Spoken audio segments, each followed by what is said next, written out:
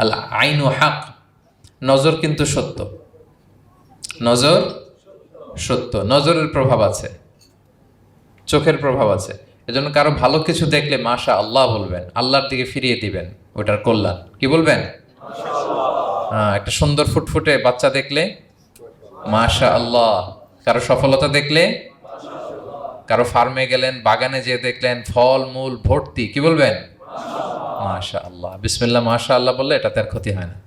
অনেকে বলে যে বাবা মা মাশাল্লাহ বলা লাগে না, বাবা মা আর নাকি মামা, এই তিনজন নাকি মাশাল্লাহ না বললে কিছু, এটা ভুল কথা। বাবা মারা বলতে হয়। বাবাও তার ছেলের কোনো সাকসেস ভালো কিছু দেখলে কি বলবে? মাশা আল্লাহ, তাবারাকাল্লাহ, অথবা বিসমিল্লাহ মাশা আল্লাহ, এটা আপনারা বলবেন। নজরের প্রভাব আছে। আপনি সিম্পলি দেখেন, এই যে আমি আপনাদের দিকে তাকিয়ে তাকিয়ে কথা বলছি, আমি যদি অনেকক্ষণ স্টেয়ারিং করি, কারো দিকে ভেবে তাকিয়ে থাকি, সে ভালো ফিল করবে? কেন, আমি কি তার মারছি, ধরছি, স্পর্শ করছি? কিছুই তো করলাম, শুধু আমি তার দিকে তাকিয়ে আছি, তার মানে এতেই সে অস্বস্তি ফিল করতেছে। ধরেন যে আপনি কোন একটা প্রোগ্রামে বসে আছেন, আপনার পাশে যে বসে, আপনি তার দিকে এরকম 10 মিনিট তাকায় আছেন, কোনো কথা ছাড়া শুধু তাকিয়েই রইলেন, তার কি ভাল লাগবে বলেন? সে কি কমফোর্টেবল ফিল করবে?